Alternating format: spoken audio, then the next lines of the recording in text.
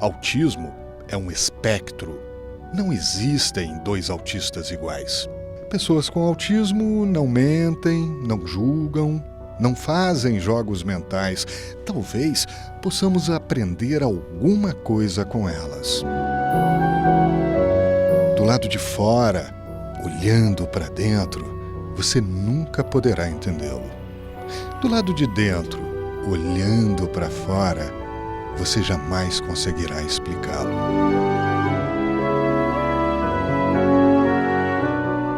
Isso é autismo.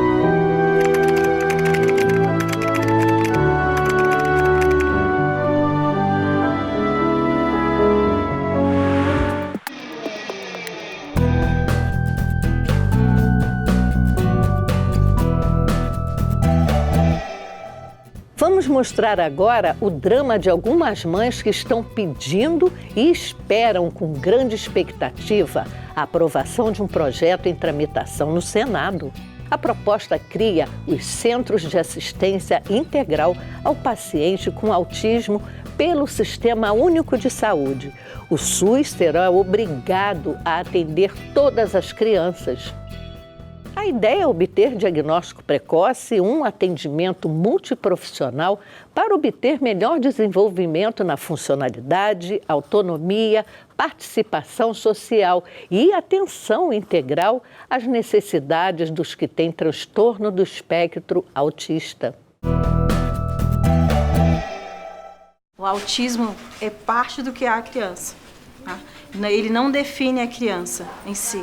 O autismo faz parte do que ela é, mas não o que ela é em si. O autista é capaz de aprender qualquer coisa. Por isso, ensina-me de várias maneiras, porque eu sou capaz de aprender. Atrás de um autismo existe uma família que pede socorro, que pede inclusão.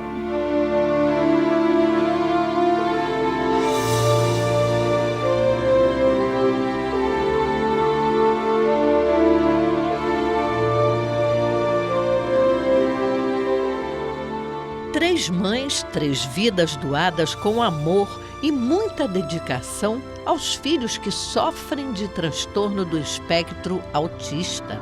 Para elas não existem barreiras quando o assunto é dar amor e cuidar bem da qualidade de vida dos filhos. Leila, Alice e Ana fazem parte de um mundo que muitos ainda desconhecem. Guilherme, Leonardo e Gabriel são os filhos que ignoram a vida. A Alice é a mãe do Guilherme. Ela descobriu que ele tinha autismo aos 4 anos. Foi difícil para você descobrir que o seu filho é autista? É um baque muito grande, porque a gente se prepara para ter um filho típico, né? E aí quando você vê que as coisas estão acontecendo diferente, que ele não está se desenvolvendo, aquilo vai te dando uma apreensão e você não está preparada para isso. Essa é a Ana Golias, ela é mãe do Leonardo. Descobriu que o filho tinha autismo aos 7 meses. Isso facilitou? Facilitou bastante. Na verdade, o Leonardo ele é gêmeos, né? Então eu sempre tive uma comparação muito evidente. Né? Não era o vizinho que era diferente, né? Era a mesma criança que teve a mesma vida uterina, né? E aí, com 7 meses, a gente desconfiava, né? Porque o Léo tinha uns comportamentos diferentes das outras crianças, apesar de ter alcançado o marco do desenvolvimento, né? E aí a gente começou a busca pelo diagnóstico. Para Leila, mãe de Gabriel, foi um susto descobrir que o filho era autista. Eu achava que ele era hiperativo, porque não tinha um sono normal, não descansava, não parava nunca. Foi um susto, assim, porque eu realmente achava que era só hiperatividade. Essas mães fazem de tudo para trazer seus meninos a um mundo mais real possível. Estimulam para que tenham menos dificuldade de interação social e também para conseguir expressar emoções, situações difíceis de alcançar. É um desafio para as mães desses meninos. Quando você pega uma criança que precisa do teu apoio 100% do tempo, é cansativo, é difícil, tem horas que a gente tem que parar e pensar, eu tenho que cuidar de mim um pouquinho também, mas a gente acaba abrindo mão da gente e se apega em tudo que o filho precisa, né? Tem horas que realmente dá um baque, assim, mas aí você olha pro teu filho e você pensa, não, ele depende de mim, eu vou me reerguer, tipo a Fênix, né? Que você ressurge das cinzas e não pode se derrotar. Quando a gente trata de uma abrangência de outros transtornos, nenhum se equipara às dificuldades de atendimento do autista. O meu esposo, ele ficou desempregado, né, durante 2 anos, e nós pagávamos todas as terapias para o Leonardo, né? A minha vida era ser motorista de filho, né? Levava para os terapeutas. Quando o meu esposo ficou desempregado, a gente ficou, porque assim, o dinheiro que ele tinha não daria para terapia por 1 ano, né? E aí o que eu fiz? Eu resolvi fazer cursos e aí comecei a ser a terapeuta do Leonardo. O autismo é conhecido como transtorno do espectro autista. A criança apresenta problemas na fala, dificuldade em fazer amigos, de expressar emoções, entre outros.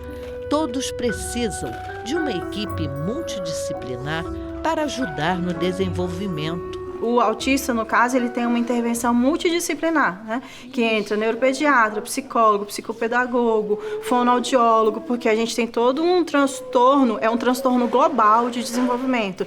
Então, a gente precisa desse tratamento global, né? Multidisciplinar, para poder a gente ter o desenvolvimento dele. O Guilherme tem uma fala funcional, assim, ele consegue dizer as necessidades dele, as necessidades básicas, os desejos básicos, mas tudo dentro do que ele foi treinado para falar, né? Com as terapias, ele aprendeu a falar que está com fome, que quer ir ao banheiro, que quer ir à praia, ele já sabe. E o diagnóstico só chegou com 1 ano e 6 meses, porque eu passei por vários médicos e nenhum deles conseguiram dar o diagnóstico para o Leonardo, né? A gente diz que não é só a escola que não está preparada, a sociedade, os médicos também não estão preparados para dar o diagnóstico de forma precoce. E hoje a gente já sabe que o resultado, o diagnóstico precoce, ele é fundamental para o desenvolvimento da criança, né? Isso qualquer literatura afirma isso. As falhas na comunicação dificultam as brincadeiras e a interação com os amiguinhos. Com o desenvolvimento da família, de conseguir perceber que você pode ensinar a criança a brincar, que eles podem brincar, desenvolver, pensar, por que eu estou colocando o soldado dentro do caminhão? E quanto à escola, eles frequentam? Como que é o desenvolvimento deles? O Leonardo, ele foi alfabetizado, né? Ele tem o cognitivo preservado, mas o autismo dele é muito grave, né? O comportamento dele impede ele a muita coisa, né? Então, assim, ele tem as crises que a gente diz de birra, né? Muito exageradas, né? Difícil de conter. Quando você hoje, os nossos filhos estão numa escola e eles estão tendo uma educação inclusiva, convivendo com crianças típicas, isso é importante para os nossos filhos, mas não só para os nossos filhos, para a sociedade. Porque as outras crianças estão crescendo e vendo como é um autista. Eu já percebi na piscina, eu chego no clube e uma outra menininha com a outra amiga disse assim, eu acho que ele é autista. Ele está na escola? Está na escola. Tá? Ele está na escola. Escola normal? Como é que é? Ele estava numa classe de inclusão, né, que a gente chama de integração inversa dentro da Secretaria de Educação, que eles colocam como integração inversa, mas nós tivemos muita dificuldade com esse processo dele. Ele já sempre esteve na inclusão. A gente teve muita dificuldade esse ano com um professor que não sabe como lidar com eles.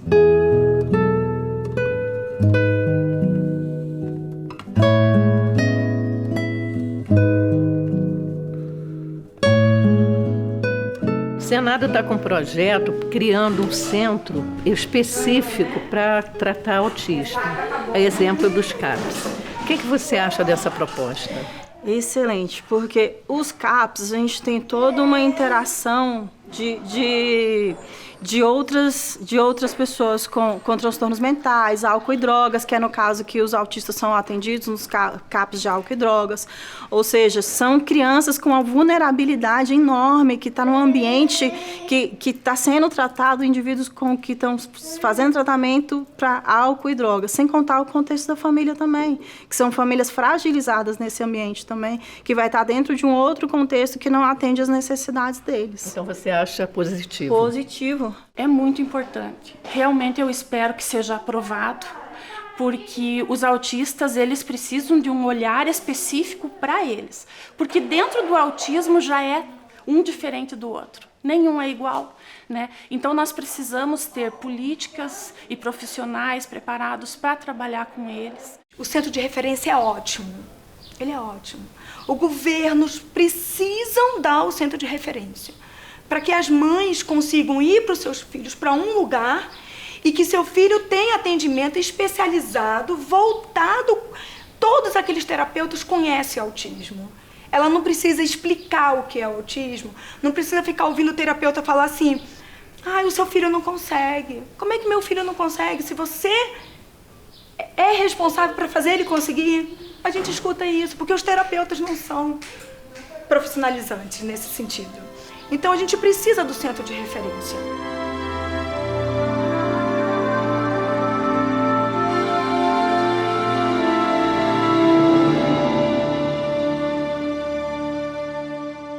Acabamos de mostrar como essas mães fazem para cuidar de seus filhos. E os pais, como é que eles lidam para dar todo o suporte ao filho com autismo? Eles pedem encarecidamente aos senadores para aprovar o projeto que obriga o SUS a criar centros de atendimento exclusivamente para esses meninos. Fernando Cota, presidente do MOAB, Movimento Orgulho Autista do Brasil, é um deles. Queria fazer um apelo para que os senadores pudessem enxergar melhor as pessoas com autismo, né? Essas famílias que tanto precisam do que a gente chama de forma tão bonita de políticas públicas. Esses centros, eles vão proporcionar uma qualidade de vida infinitamente melhor para essas pessoas, para essas famílias, porque as pessoas vão estar nos mesmos lugares, tendo os atendimentos das diversas terapias específicas para os seus filhos. Então, quero pedir a cada senador, por favor, que deem celeridade a esse processo, que aprovem o mais rápido possível esse projeto, para que ele possa virar uma realidade na vida dessas famílias. E isso é qualidade de vida. Este é Fernando Cota, pai de Fernandinho, que hoje está com 21 anos. Por conta da maioridade, o rapaz não pode mais fazer tratamento no Serviço de Assistência Pública do Distrito Federal. O atendimento é até 18 anos. O pai é que tem que bancar tudo. Porque hoje nós não temos, infelizmente, nenhum lugar onde a gente possa, de fato, ter o atendimento integral dessas pessoas. Então, quando você consegue, a gente muitas vezes tem que servir de motorista, né? A gente tem que correr para o fonoaudiólogo, sair, ir para o terapeuta ocupacional, ir para o psicólogo e assim vai. Porque as escolas também é outro problema. As escolas já não aceitam, ele tem 21 anos e as escolas já não têm esse espaço para pessoas com essa idade. O autismo de Fernandinho é rigoroso. 1, 2, 3. Meu filho é autista severo. Por quê? Ele depende da gente para se alimentar, para ir ao banheiro, para os asseios pessoais, para ir em algum lugar, para ser transportado. Ele depende da gente, vamos dizer, para tudo. Fernando achou boa a ideia do projeto do Senado que vai obrigar o SUS a criar centros de atendimento aos autistas. Acho que é fundamental. As famílias vão ter um ganho na qualidade de vida muito grande, porque vão poder, de fato, encontrar um lugar onde seus filhos vão poder receber as diversas terapias diferenciadas, específicas, adequadas a eles. E vão poder, aquelas mães que precisam, ainda vão poder esperar naquele mesmo local, está fazendo muitas vezes alguma atividade e com aquilo poder seguir a sua vida normalmente, poder dar vazão às suas necessidades. Mãezinha, você que está aí, que está vendo agora a TV Senado, você não desista nunca do seu filho, nunca desista de procurar o melhor para ele. Você é a grande esperança do seu filho.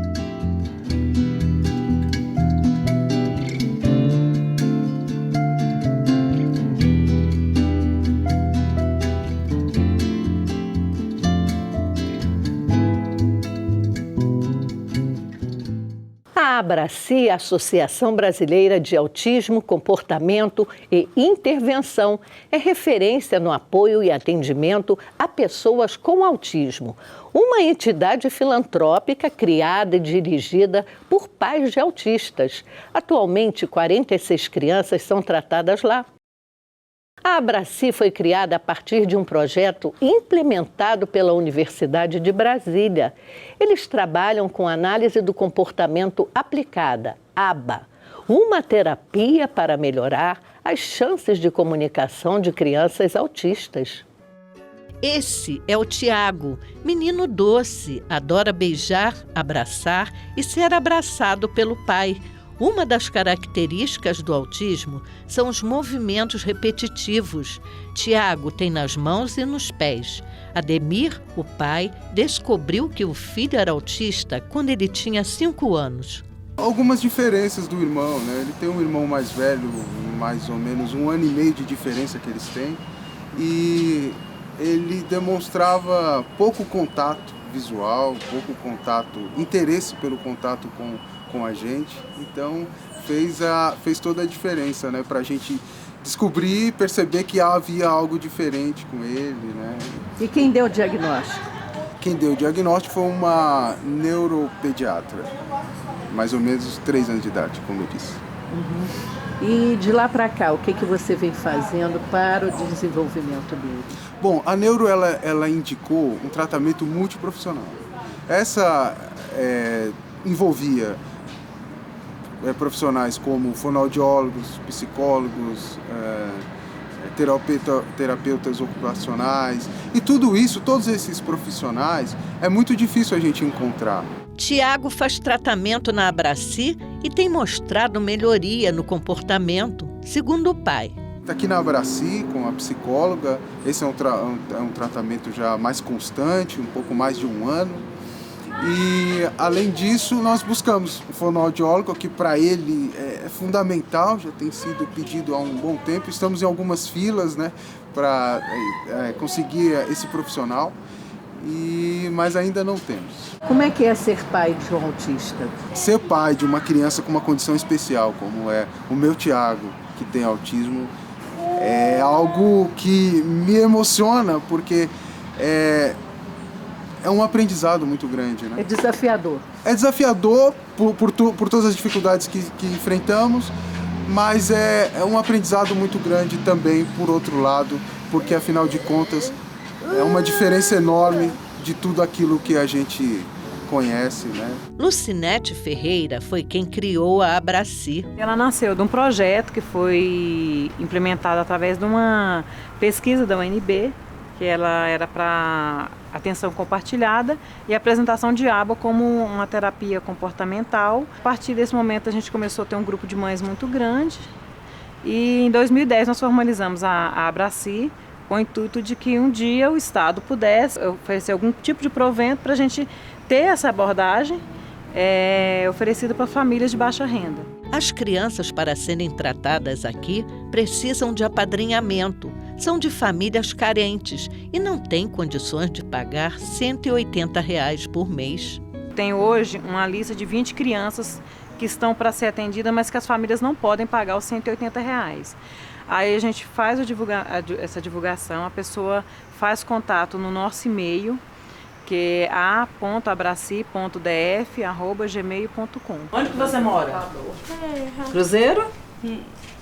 Novo. No Cruzeiro Novo. Ah, legal. Ademir, pai do menino Tiago, faz um apelo para que o projeto seja aprovado. Senhores e senhoras senadores da República, aqui quem fala é um cidadão, um entre tantos brasileiros, que querem ver seu filho bem atendido, que tem um filho com necessidades e condições especiais e que precisam cada vez mais ser acolhidos dentro da sociedade. Para isso, é necessário lugares que os atendam, lugares onde haja profissionais que se esforcem para fazê-lo da melhor maneira possível.